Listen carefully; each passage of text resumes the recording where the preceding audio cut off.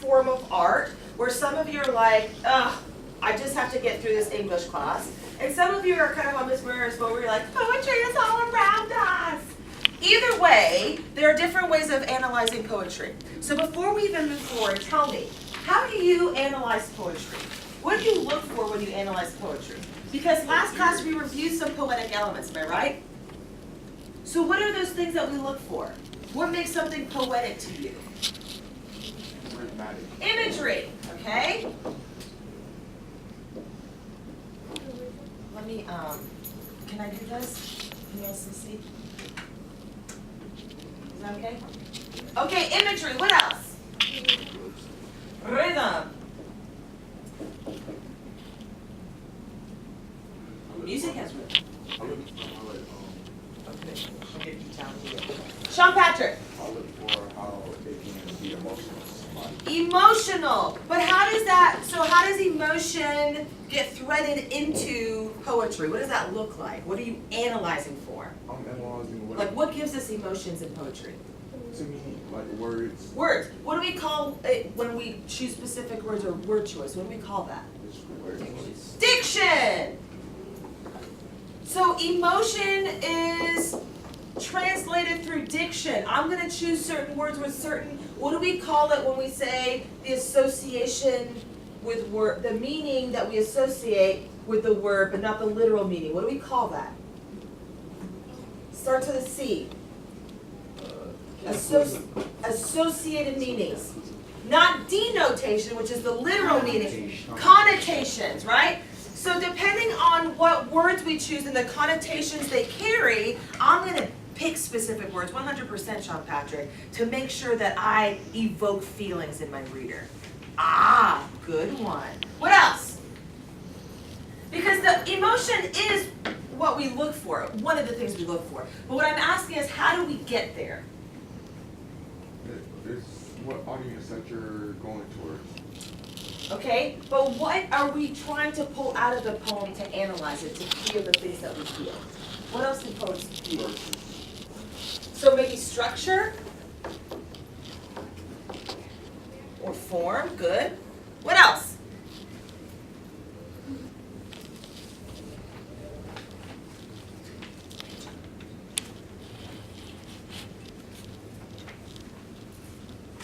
What else?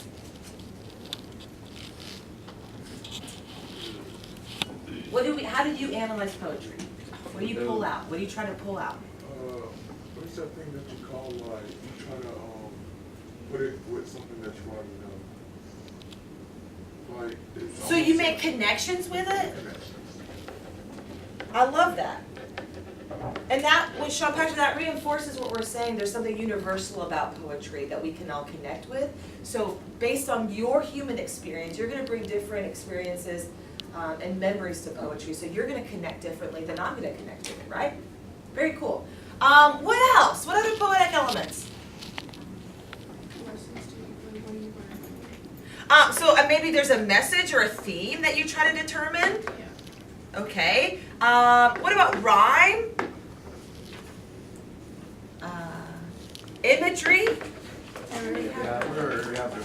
Oh, times two. Metaphors, similes, right? Personification.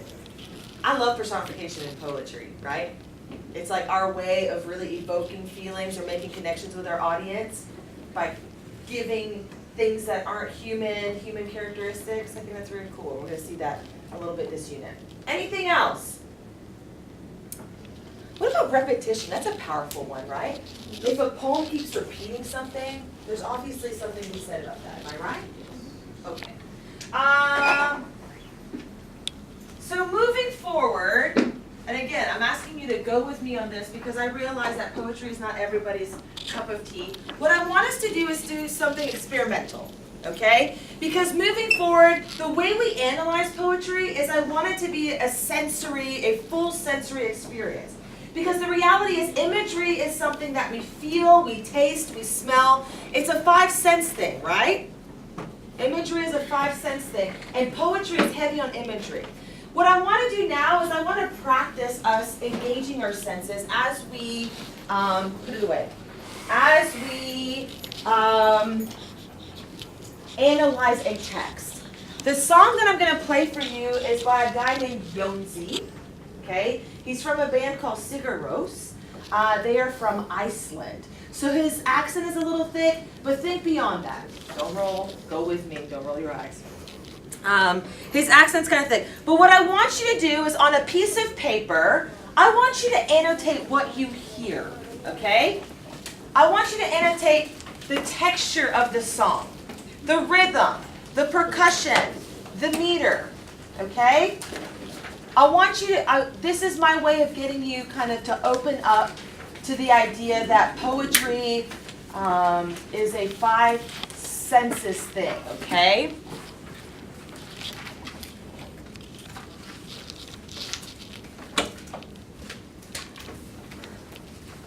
All right, give me a thumbs up if you're ready to rock and roll.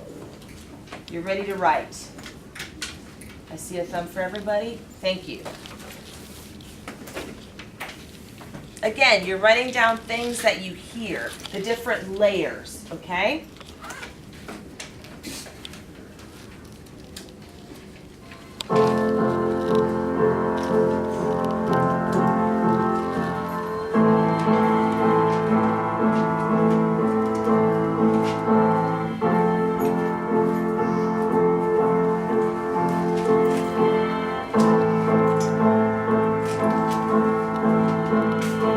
You grow,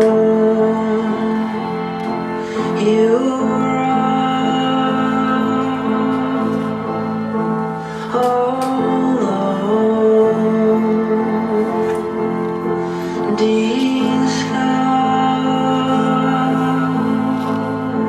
I know you.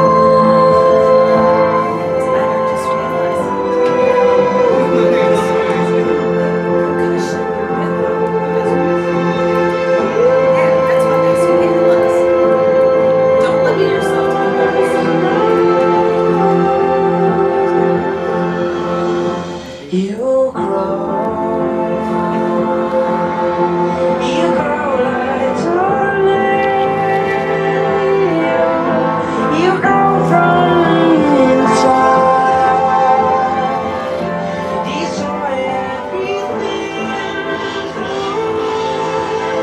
Destroy from inside. You're a black hole. You flow through the inside. You kill everything. If I get like your walls and stuff. Like your walls and stuff. Yeah, Is that of okay? course.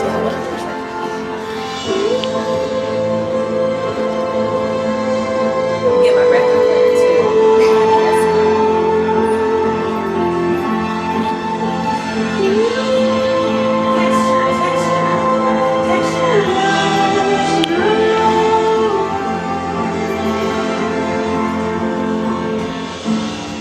I wonder if I'm alive.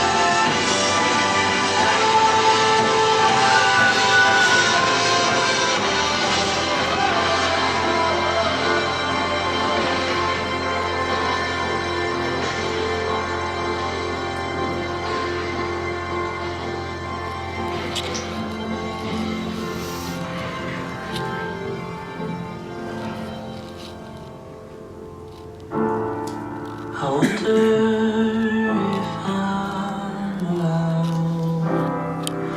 just ever to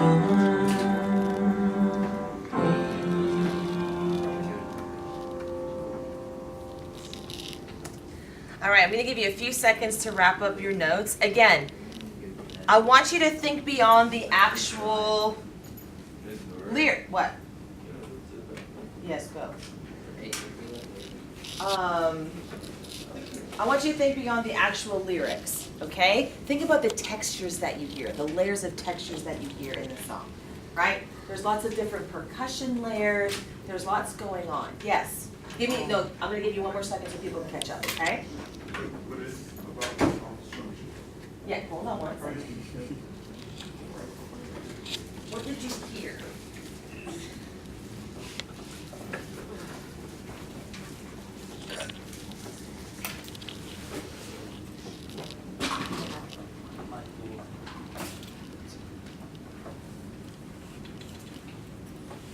All right, Natalie, I want to start with you, Shug. I saw you writing some stuff down furiously.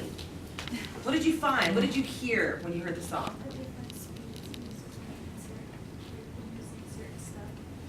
Yeah, there's different speeds, right? I love that. And there are certain probably fancy musical terms for that, but I like the way you described. There's different speeds that he uses. He slows down, gets quieter. I like that. Good job, Natalie. Sean Patrick.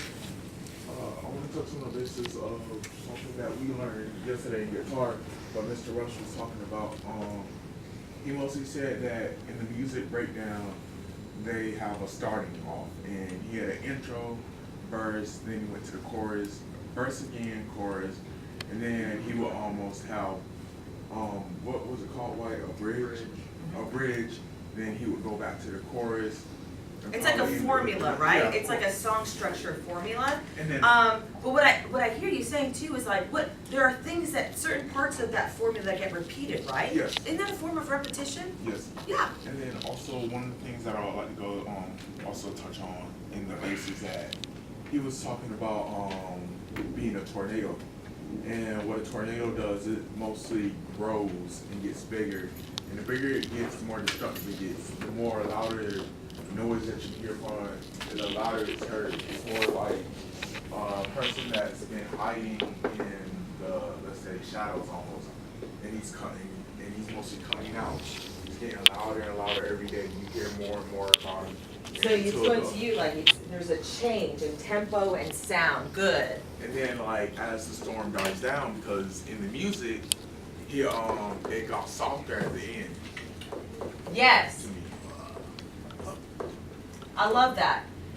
You know what I love about what you said too, Sean Patrick, is that not only did you pick up on the repetition, but much like any type of plot or story, because you told me that some poems tell a story, there's like a plot line, right? And the music almost reflects this like intro. Now we're like building the conflict of the story a little bit, and then there's a climax, right? Or a point of realization, right? And then it kind of comes back down the plot line. Isn't that kind of cool? Yeah, in ancient Rome, well, and like when kings and sirs were still in power in Britain and stuff, they mostly had opera shows, and the opera shows would not just consist of people playing music, but of people on stage, and every song, every time they played a different song, a different action in the story would happen. The person would not really talk, but sing. Very cool. So there's different textures here. Thank you, Sean Patrick. There are different textures here. Is there anything else that we would like to add? The background sound effects. I love the background, and I love that it starts like the piano seems like it's on a regular rhythm, but then when you add that second layer of percussion, you realize the piano's offbeat, right? What do we call it when we put two opposite things kind of together to clash to make an effect? A juxtaposition, right? So I know that it's difficult and this song was hard to understand, but what I'm trying to get you in the mindset of is that poetry requires you to engage all of your senses, right? It is an immense expression of emotions. and feelings, and that's what kind of makes it, not kind of, that's what makes it universal to all of us, right? So I'm excited about this unit because we're gonna look at more traditional stuff, but also a little bit more modern experimental stuff, and hopefully also open it up to, I wanna bring in Ruby, and I also wanna look at Tupac and do some more relevant things. Yes? I have one more question. When he's talking about like a tornado, you know how a tornado can leave damage on the earth? 100%. It's almost like humans. We will leave damage on this earth, but it will like subside and it will get better. And It always gets better. And and then also, it also mostly goes to the part where that everybody is like their own tornado, but then at the end you will just be a tornado. Yes. Then you become forgotten. I love that. Forgotten. And the tornado here is a metaphor, right? I mean, that's, everyone's there, it's a metaphor. I love that you're picking up on the title, because when we approach a piece of literature, what's the first thing we encounter? The title. The title. So obviously there's intentionality there, right? So I'm glad that you picked up on that. All right, let's move on because I want to get to our first layer of analysis today. Today we're going to introduce ourselves, well, really review what meter is, but introduce ourselves to the process and the skill of scansion, okay? When we analyze poetry for rhythm, we're looking for a few things. What gives poetry, so this is a written form of art, right? You don't hear it necessarily. It's not an audio thing, unless you're doing it, if you're hearing it, I guess, maybe. But if you're reading poetry, how do poets put texture into their poems in the form of rhythm? What can they do, Sean Patrick? They can make rhyming words, or they can use simile and metaphors like he used in the beginning of the song where he said you'll grow like a tornado. He is mostly comparing a person to a tornado. Okay, but how does metaphor and simile act, does it like literally give us some rhythm and texture, or is it just more of a paint a picture for us? I mean, it paints a picture. I think it paints a picture. What I'm looking for is here physical rhythm. What gives us physical rhythm in poetry? Words. I think rhyme is right. I think rhyme can give it a nice flow, right? Okay, and we're gonna get to that with meter, right? Because meter is using stressed and unstressed syllables in certain ways to give it a flow. You see where I'm going here? Alliteration. Can you hear alliteration? Yes. Right? Give me an example of alliteration. Peter Piper picked up, you know what I mean, right? Yes. Alliteration is a structural element. It's a sound device. It gives us rhythm and texture, okay? And there are two other ones that are similar to alliteration, repeating of sounds. What do we call those? They're not necessarily at the beginning of the words. Alliteration. Consonants is the repetition of what type of sound? Consonants, good. And what's the second one? Assonance is the repetition of vowel sounds, not necessarily at the beginning of a word, right? Alliteration is at the beginning of the word. Yes, sir. Yes. Take my passion. Okay, so Sean Patrick, Natalie, yes, those are sound devices. They give us texture, right? And they create rhythm. So we got rhyme, we've got alliteration, assonance, consonants. What else?